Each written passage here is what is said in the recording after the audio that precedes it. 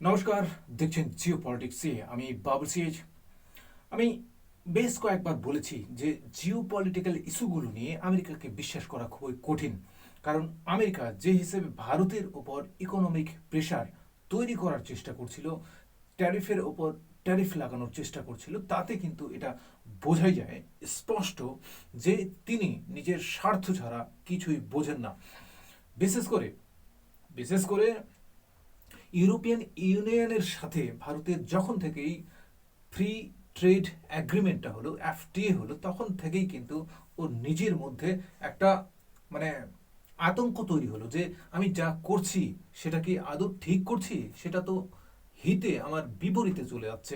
অর্থাৎ ভারতের মতো একটা যে দেশ, সেই দেশের সাথেও আমার সম্পর্ক নষ্ট হচ্ছে।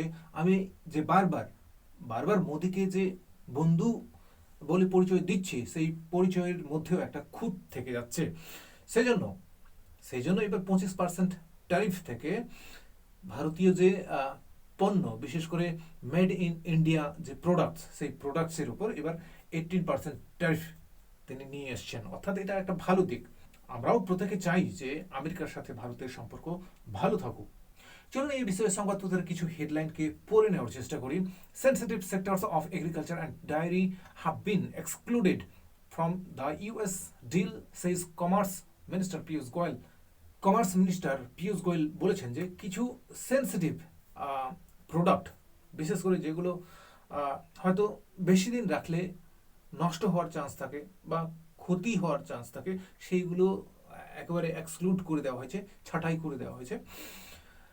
এবং যেগুলো থেকে ভারতের লাভবান হওয়ার সম্ভাবনা বেশি রয়েছে, সেই প্রোডাক্টগুলোকে এবার আমেরিকার বাজারে নিয়ে যাওয়া হবে। US tariff reduction good news, exports to peak off, Nirmala Sitharaman said. Industry welcomes deal. Rupee rallies, stocks jump after Donald Trump said he was cutting tariff on Indian goods to 18%. এক্ষেত্রে মানে share বাজারের মধ্যে একটা boost আসবে। সেটা নির্মলা সীতারামন, যিনি finance minister রয়েছেন, তিনি কিন্তু অলরেডি বলেই দিয়েছেন যে আমেরিকার সাথে ভারতের এই 18% ট্যারিফ একটা কথা হওয়াতে বা আলোচনা হওয়াতে ভারতের যে শেয়ার মার্কেট, তার মধ্যেও বুস্ট দেখা যাবে। যে কথোপকথনটা দুটি দেশের রাষ্ট্রপ্রধান মিলে করেছেন, সেটা হচ্ছে যে 25% ট্যারিফ থেকে সেটাকে 18% ট্যারিফে নিয়ে আসা হয়েছে। চলুন আরেকটা সংবাদপত্রের হেডলাইনকে পড়ে নেওয়ার চেষ্টা করি। 18% US tariff on made in India products, says PM Modi after phone call with President Trump. অর্থাৎ প্রেসিডেন্ট ট্রাম্পের সাথে ভারতের প্রধানমন্ত্রীর একটা ফোন কল হয়েছে। সেই ফোন কলে অলরেডি 18% ট্যারিফের কথা প্রায় ফিনিশ। অর্থাৎ ভারতের প্রধানমন্ত্রী নরেন্দ্র মোদীর সাথে আমেরিকার প্রেসিডেন্ট ডোনাল্ড ট্রাম্পের ফোনে আলাপ হয়েছে এবং সেই ফোন আলাপের মাধ্যমে যেটা ছুটে এসছে সেটা হচ্ছে যে 18% ট্যারিফ থাকবে ভারতীয় যে পণ্য সেগুলির ওপর। অর্থাৎ একটুকের জন্য হলেও এটা একটা বড় রকমের রাহত।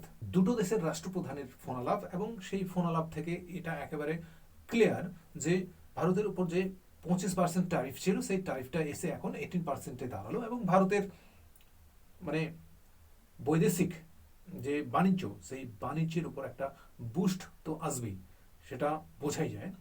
বিশেষ করে ভারতের পণ্য আমেরিকার বাজারে যাবে, এই ফোন আলাপের মধ্যে এটা পরিষ্কার যে ভারতের পণ্য সেখানে যাবে, আমেরিকার বাজারে যাবে, এবং ভারতীয় যে অর্থনীতি তার উপর একটা বুস্ট আসবে, এবং ইকোনমিক্যালি ভারত একটা স্বস্তিতে থাকবে। Agreed to a trade deal between the United States and India, says US President Trump. India will buy much more from the United States and potentially Venezuela, he adds. America এটা কিন্তু মাথায় গুঁজে দিয়েছে একটুকের জন্য হলেও যে ভারত আমেরিকা থেকে পণ্য ক্রয় করবে এবং তার সাথে সাথে ভেনেজুয়েলা থেকেও ক্রয় করবে। এবং এটা আমরা জেনেছি যে যখন থেকে ভেনেজুয়েলার রাষ্ট্রপ্রধান সেখান থেকে ক্ষমতাচ্যুত হন নিকোলাস মাদুরো, তারপর থেকে ভেনেজুয়েলার কিন্তু মানে সব কিছু বিষয় ইনডাইরেক্টলি গোছাচ্ছেন আমেরিকা। তো তিনি এটাও উল্লেখ করে দিয়েছেন যে ভেনেজুয়েলার সাথেও তাদের ব্যবসা বাণিজ্য থাকবে এবং ইউনাইটেড স্টেটসের কাছ থেকেও তাদেরকে অনেক কিছু বিষয় নিতে হবে। আচ্ছা, এই বিষয়গুলো কবে থেকে ডোনাল্ড ট্রাম্পের মনে উদয় হলো যে না, ভারতের সাথে আমার সম্পর্কটা ঠিক রাখা উচিত এবং অন্ততপক্ষে ট্যারিফটা আমাকে কমানো উচিত?